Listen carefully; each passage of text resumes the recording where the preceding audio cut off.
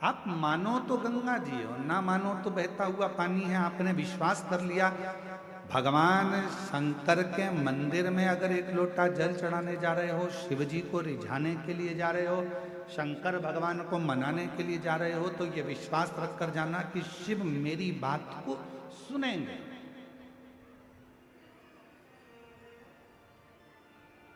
ओघड़दानी भगवान शंकर मेरे विश्वास पर, मेरे भरोसे पर दड़ी रहे और मेरा बाबा मेरी झोली बड़े नहीं है कि मेरा विश्वास नहीं था, क्योंकि मैंने सब दूर जाकर देख लिया। ऐसा कोई नहीं है जिसके दरवाजे पर मैं गई नहीं, सब दूर।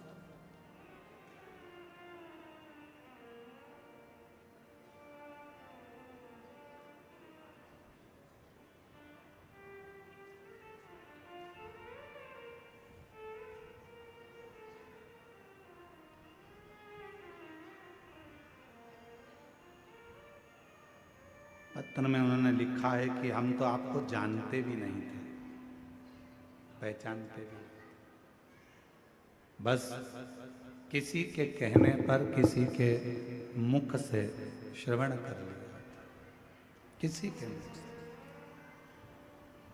और विश्वास करा देवाधिदेव महादेव पर और एक लोटा जल भगवान शंकर को चढ़ाना प्रारंभ किया। सफेद आंकड़े की जड़ का प्रयोग करना प्रारंभ किया और शिव जी की कृपा से मेरा गर्भ ठहरा। 18 साल के बाद मुझे बाबा ने माँ बनाया, संतान की प्राप्ति हुई। ये शिव 18 वर्ष।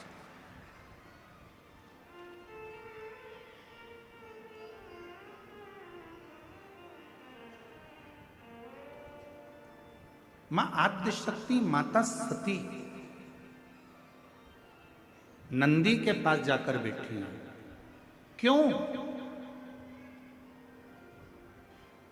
आप सबके स्मरण में रहना चाहिए कि मां पार्वती जी ने घोर तप किया था। इतना तप माता पार्वती जी ने करा, इतना तप मां पार्वती जी ने करा। तप करते करते माता पार्वती जी जब आखिरी में ऐसा लगने लगा कि शिव नहीं सुन रहे हैं, तब पार्वती जी ने नंदी, एक पार्थिव का नंदी बनाकर, शिव जी के साथ पार्थिव का नंदी बनाकर पूजन करी और नंदी से प्रार्थना करी, तो वो प्रार्थना शिव के दिल तक, हृदय तक पहुंच गई।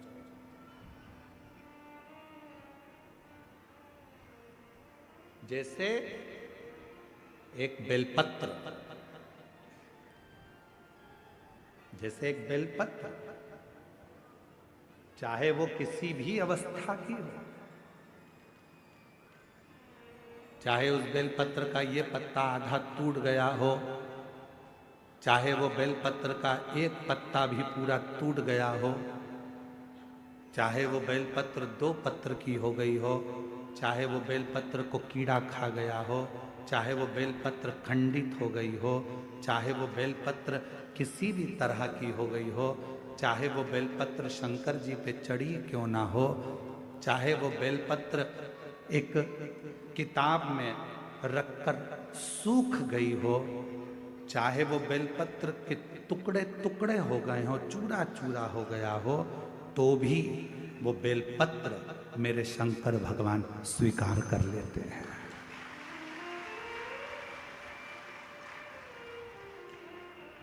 तो भी मेरे शिव स्वीकार कर लेते हैं।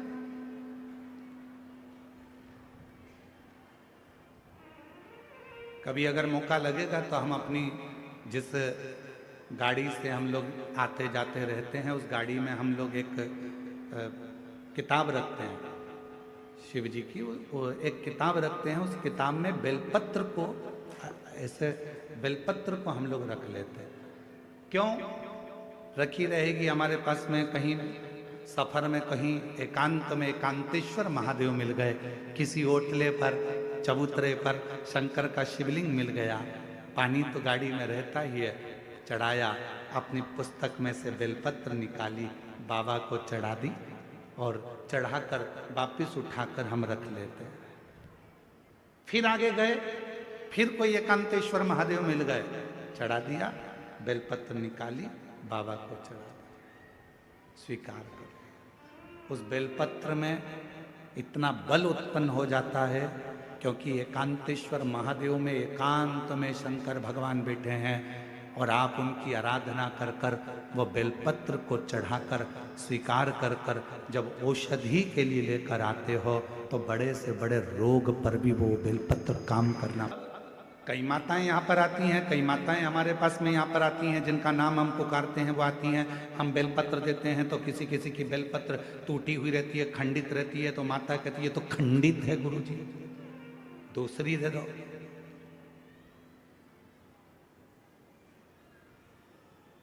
दूसरी दे दो। अब हम आपसे एक बात पूछें, जरा उत्तर दोगे क्या? तुमने हमसे कहा कि बेलपत्र खंडित है गुरुजी, दूसरी दे दो। तुम्हारे को बीपी है, ब्लड प्रेशर है, और तुम्हें डॉक्टर ने गोली दी है, ठीक है, समझना जरा बहुत अच्छे से। बीपी है, ब्लड प्रेशर है, एक गोली डॉक्टर ने दी है कि रोज खाना, और तुम्हारा पोता, तुम्हारा नाती उस गोली को तोड़ दिया, गोली के 2 टुकड़े कर दिए उस नाती ने। अब वो गोली 2 टुकड़े हो गए, 3 टुकड़े हो गए, तो क्या तुम वो गोली खाओगे तो असर नहीं करेगी क्या? बोलो तो जम के। करेगा ना, गोली तो असर करेगी, भले उसके 3 टुकड़े हो गए, 4 टुकड़े हो गए, 5 टुकड़े हो गए। जैसे बीपी की गोली के 10 टुकड़े भी हो जाएं तो भी अगर ब्लड प्रेशर गड़बड़ हो रहा है तो तुरंत मुंह में गोली रखी जाती है, ब्लड प्रेशर कंट्रोल में आ जाता है। शुगर कितनी भी हाई और ऊंची या नीची जा रही हो, शुगर की टेबलेट के कितने भी टुकड़े कर दो, वो शुगर की टेबलेट खाई शुगर लेवल में आ जाती है। उसी तरह बेलपत्र चाहे कितने भी टुकड़े हो जाएं, पर बेलपत्र तो बेलपत्र अपना काम कर ही जाता है। वो बेलपत्र अपना काम करेगी। इसमें गुरुजी ये खंडित हो गई, गुरुजी तुमने तो मेरे को 2 पत्ती दी, गुरुजी इसमें से आधी पत्ती तो टूटी हुई थी, गुरुजी ऐसा। अरे बेलपत्र वो भी शिव महापुराण की, सारी दुनिया चाहती है कि ये बेलपत्र हमको मिल जाए, पर भगवान की कृपा से यदि भाग्य से तुम्हारे हाथ में आ गई है तो उससे जोरदार किस्मत वाले तुम हो नहीं सकते। फिर वो आधी मिले, 1 मिले, जितनी मिले उसको स्वीकृत करें। वो अपना असर दिखाएगी, ऐसा नहीं कि वो अपना असर नहीं दिखाएगी, वो अपना असर। कई लोग कह देते हैं नंदी तो पत्थर का है गुरुदेव।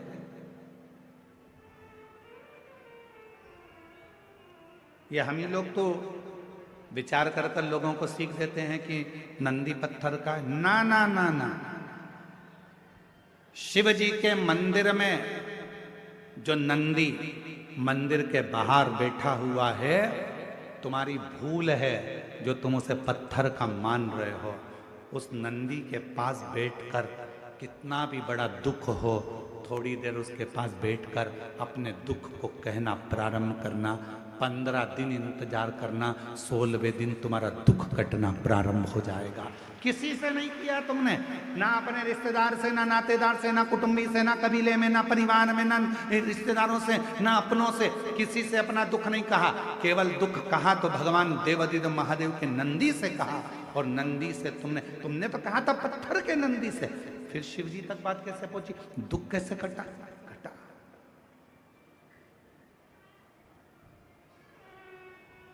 एक पत्र है,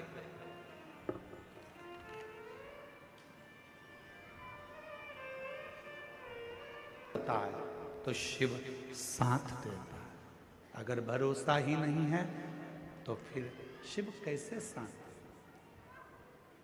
मेरी जीजियों, मेरे जीजाओं, मेरी बेटियों, बेटाओं, मेरी माताओं, मेरे बुजुर्ग माता पिताओं, आप सभी को मैं नमन कर कर एक बात कहूं।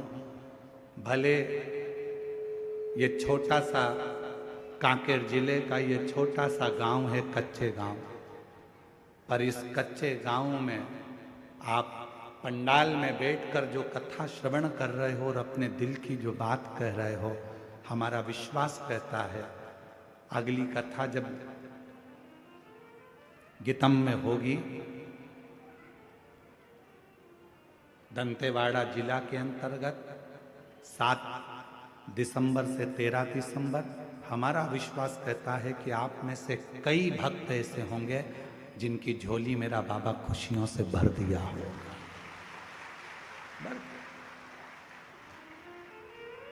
विश्वास की प्रबलता।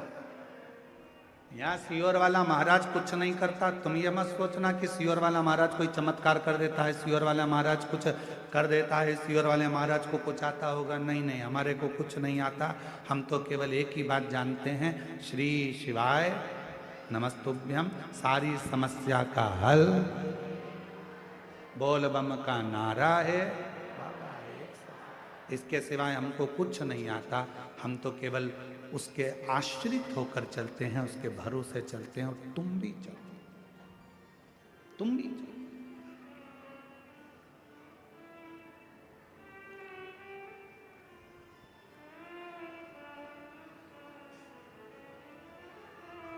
कितना विश्वास अब शिव जी पे करें।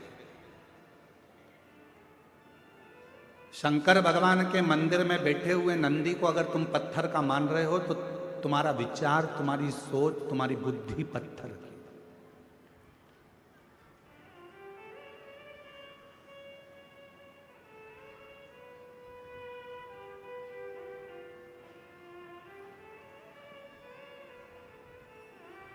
दो 2025 का ये नवंबर का महीना चल रहा है और दिसंबर का महीना आएगा। दुनिया के लोग 31 मनाते हैं, अंग्रेजी नया साल मनाते हैं। हम लोग अपना हिंदी नूतन वर्ष मनाते हैं चैत्र के महीने। फिर भी कैलेंडर बदलता है, इसलिए आप लोग, कई लोग नया वर्ष 2025 विराम होगा, 26 आएगा। बहुत लोग कुबेरेश्वर धाम से अपने नए वर्ष की शुरुआत करते हैं। 31 को लोग दिसंबर में सीहोर पहुंचते हैं, कुबेरेश्वर बाबा की रात को जल चढ़ाते हैं और 1 जनवरी को देवाधिदेव महादेव की आराधना और साधना करते हैं और अपने नए साल की शुरुआत करते हैं। हमने देखा है, जो आए, जिन जिन ने 31 पर रात्रि को जल चढ़ाया, 1 तारीख को बाबा का साथ में अपना नूतन वर्ष मनाया, 1 जनवरी जिन्होंने मनाई, हमने उनकी जिंदगी में देखा कि उनके जीवन में कभी संपदा की कमी तो नहीं आई। कुबेर भंडारी उनके साथ पूरे साल तक उनके साथ में चलता रहा, वर्ष भर चलता।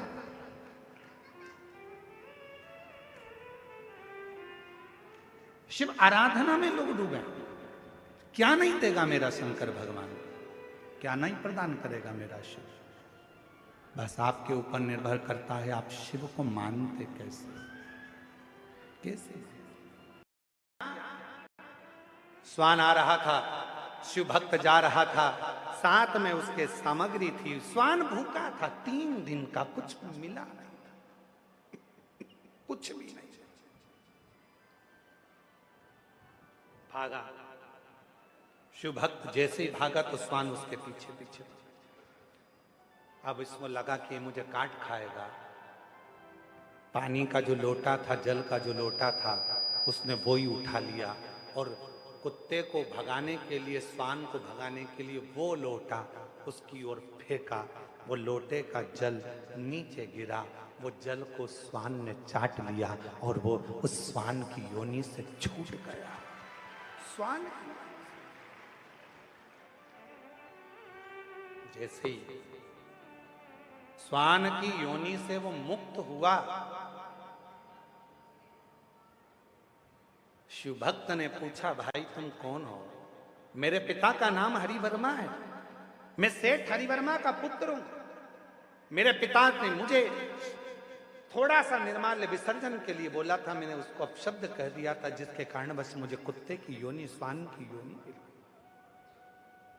पर शिव पर चढ़े हुए जल से आज मैं मुक्त हो गया, मुक्त हो गया।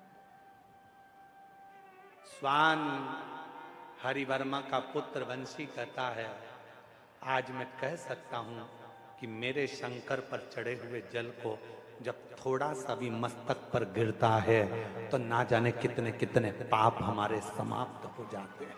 कितने जितने नरक के सब भोगे मैंने, आखिरी में भी नरक कम पड़ गए मेरे भोग भुगताने में, तो मुझे राक्षस बनाकर जन्म दे दिया और राक्षस बनकर मैं फिरता रहा।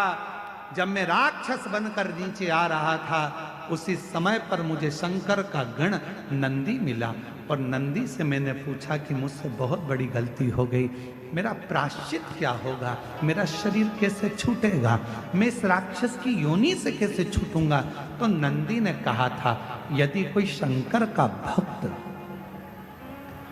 तन पर भस्म धारण कर कर जा रहा होगा, उसकी भस्म तेरे शरीर से लगेगी और उसी पल तुम मुक्त हो जाएगा, उसी पल मुक्त हो। हमसे लोग कहते हैं गुरुजी शिव महापुराण की कथा के पंडाल में जो लोग आते हैं वहां की मिट्टी को सिर से लगाते हैं, किसी को बीमारी होती है तो वहां लगा लेते हैं, आखिर इस मिट्टी में ऐसा है क्या? हम निवेदन करते हैं इस मिट्टी में कुछ नहीं है, पर इस मिट्टी में इतना जरूर है। इतने शिव भक्त एक साथ बैठकर जब अखंड जाप श्री शिवाय नमस्तुभ्यं बोलते हैं और भगवान की कथा का रसतत्व ग्रहण करते हैं तो वो मिट्टी भी चंदन बन जाती है, भस्म बन जाती है, वो जीव का कल्याण कर जाती है। उस मिट्टी में इतना बल हो जाता है, उस मिट्टी में।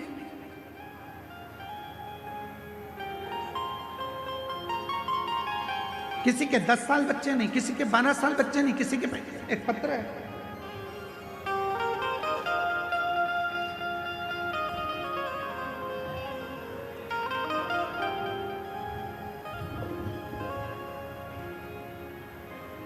पाकुड़ झारखंड से निशा देवी, मेरा मोबाइल नंबर ये है, कहीं बैठी हो तो हाथ हिला सकती हैं। निशा देवी पाकुड़ झारखंड से। बाद में मालूम पड़ेगा जब पूरी 7 दिन की कथा हो जाएगी, आप जब अपने घर जाओगे और घर जाने के बाद 3 महीने के अंदर मालूम पड़ेगा कि तुमने कथा में जो मांगा था मेरे बाबा ने तुम्हें दिया कि नहीं दिया, ये बाद में मालूम पड़ेगा। और फिर निवेदन करूं, जब तुम्हारे नजदीक में कथा हो तो पत्र लिखकर भेजने की तैयारी रखना कि मेरे बाबा ने मुझे जो मांगा था, मैंने बैद्यनाथ जी की धरा पर, मेरे बाबा ने मुझे छप्पर फाड़ कर दे दिया, मेरे बाबा ने करुणा कर। यहाँ शिव महापुराण की कथा में बैठने के लिए विवाद मत करो, आगे बैठने के चक्कर में झगड़ा मत करो, समय मत निकालो, जहां जगह मिल जाए। हम क्यों इन साउंड वाले से लड़ते हैं? क्या हमको शौक पड़ता है कि हम माइक वाले से लड़ें झगड़ें?